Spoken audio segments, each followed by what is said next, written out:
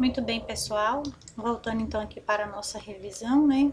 Uma das coisas que nós teremos na nossa avaliação será histórias em quadrinhos, né?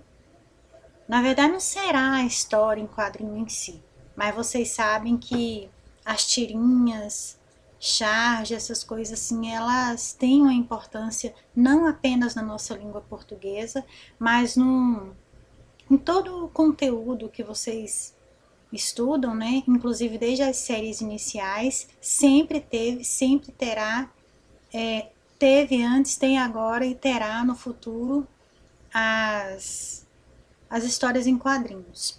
Porque dentro delas, muito embora muitas vezes tão pequeno, elas têm um contexto tão grande, né? Que podem favorecer. Mesmo porque eles não se referem apenas à língua portuguesa. Eles se referem a, vamos supor, inglês, né? Línguas estrangeiras, espanhol, inclui geografia, ciências, provavelmente matemática, eu imagino que sim, todas essas matérias. Então, história em quadrinhos sempre vai aparecer, tá certo? E uma das formas que nós temos, né, de trabalhar, vocês devem se lembrar, que são é a linguagem não verbal, que muitas vezes está na expressão ou está nos símbolos. Vocês devem se lembrar disso. Então, a história em quadrinhos, ela é uma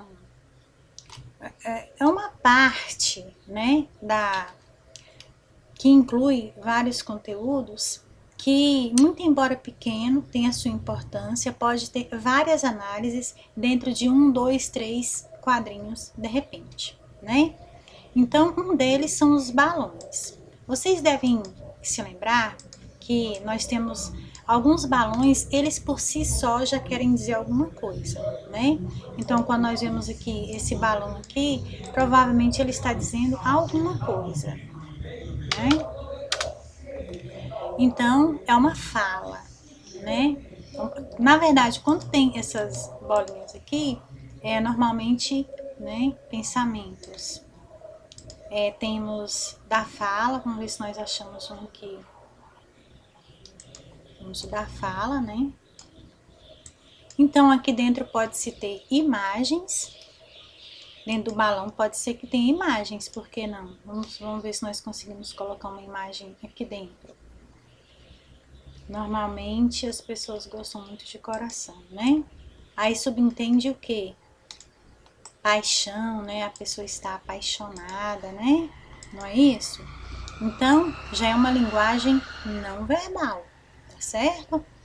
E dependendo do caso também, a pessoa vai subentender que está se falando palavras impróprias, ou seja, palavrões, né? Então, usar-se-á símbolos, né? Vamos supor, só um exemplo. Normalmente, quando aparecerem essas coisas aqui, e algumas das vezes terá ponto de exclamação, o personagem provavelmente estará avermelhado, quer dizer raiva, né? Alguma coisa assim.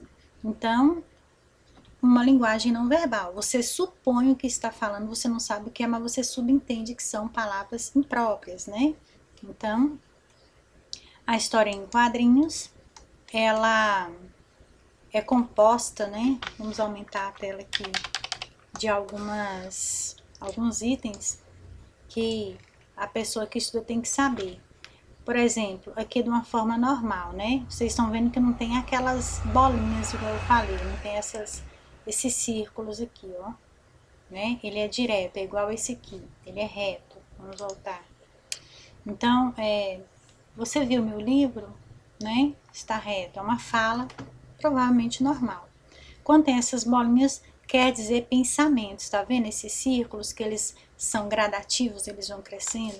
Normalmente, quando ele é estralado assim, quer dizer grito, né? Inclusive aqui está até pintado de vermelho, que geralmente a pessoa está vermelha de raiva, de ódio, de susto, alguma coisa assim. Normalmente, quando tem esses pontinhos aqui, está cochichando. Esse balão aqui é um balão diferente, normalmente não existe. Não é que não exista, normalmente não se usa ele. Mas já subentendeu, né, que a pessoa está apaixonada. E aqui também a presença da linguagem, né, da expressão não verbal. Porque nós vemos aqui que nós temos uma lâmpada normalmente representa uma ideia, né? Teve uma ideia, teve um plano, surgiu, deu um insight, tá certo? Então isso é bastante fácil, é uma das coisas que nós teremos, ressaltando que dependendo do contexto pode-se usar gíria, né? Vocês se lembram, vocês vão evitar usar gíria. Porém, dependendo do contexto, talvez na história ou no texto tenha gíria, porque vai depender do personagem, ou tem aquela palavra, aquela forma de se falar norma, aquela norma raiz, né? Que eu quero dizer, aquela norma, não é uma norma, é a língua materna, né?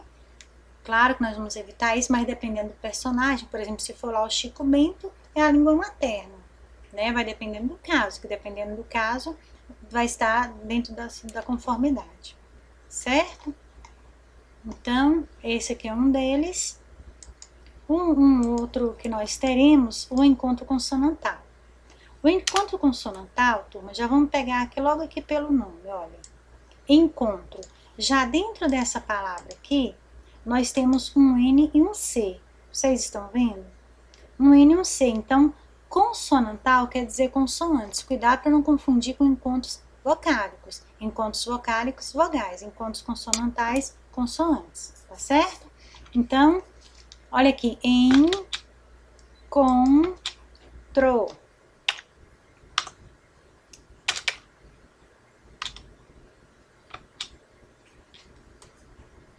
Sempre muda aqui. Encontro. Nós temos 3 sílabas. No entanto, o E, o N e o C, eles se separaram. Observou? O N e o T se separaram, mas em contrapartida, o T e o R aqui já não se separaram. Mas eles não deixaram de ser encontros consonantais. Eles se encontram. Querem dizer que os encontros consonantais, eles podem se separar ou não, tá? Então, já tem encontro consonantal, a mesma coisa, olha. Consoante. Nós temos duas consoantes aqui. E nós temos mais 2 consoantes aqui. Se nós pusermos um espacinho aqui. Consonantal. Aqui no caso, elas se separaram. Aqui não se separaram, mas elas não deixaram de ser encontro consonantal. Tá certo? Lembrando também que as palavras também, a pessoa tem que tomar muito cuidado com algumas palavras, principalmente, vamos supor, quando se fala de fonemas, né? Por exemplo, eu acredito que ninguém aqui escreva assim, casa.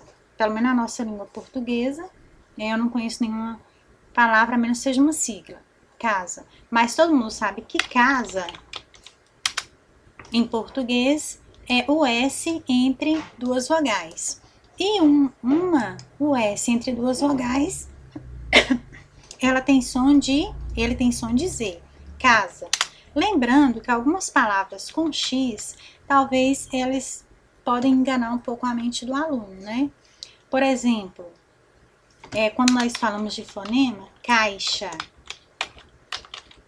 Será que caixa é com SH? Ou será que caixa é com X? Né? Então, muitas coisas vai depender da prática, né? Como que vocês estão lendo? Vocês estão lendo bastante? Vocês estão se interessando em ler livros, ler jornais, ler uma revista, né? Alguma coisa que vai trazer, enriquecer vocês para que vocês possam ter um absoluto conhecimento das palavras? Por exemplo, se eu digo aqui para vocês, o verbo existir, né? É claro que vocês na série de vocês não vão escrever isso aqui, olha, existir, né? Mas sempre lembrando que às vezes o fonema ele pode assim gerar uma dúvida, né? Então vocês, por conta própria de vocês, têm que ter aquela percepção, porque a série de vocês já é um pouco mais adiantada, né? Mas eu só gostaria de dizer assim as coincidências. Suponhamos, de repente, vocês encontrem palavras que coincidam com os sons, tá? Muitas vezes pode se referir a palavras parônimas. Lembram-se que são palavras parônimas? Palavras parônimas são aquelas que se parecem na escrita, né, que é na grafia, ou no fonema, né? Que chama-se, tem as homófonas e homógrafas, né? Mas nem sempre as palavras que têm o mesmo som quer dizer que sejam parônimas, tá certo? Igual, por exemplo, o verbo existir, se nós pegarmos exame, né? Elas não são palavras parônimas, porém o X tem som de Z, tá certo? Como que vocês vão descobrindo isso? Através da leitura, tá? Quanto mais vocês forem lendo, vocês forem escrevendo, ainda mais agora na quarentena, vocês têm um tempinho aí de ficar aí na internet, a internet tem muita coisa boa, vocês só não podem perder tempo na internet com coisas que não vão dar futuro para vocês, mas a internet tem muita coisa boa que vocês poderão sobressair, tudo bem?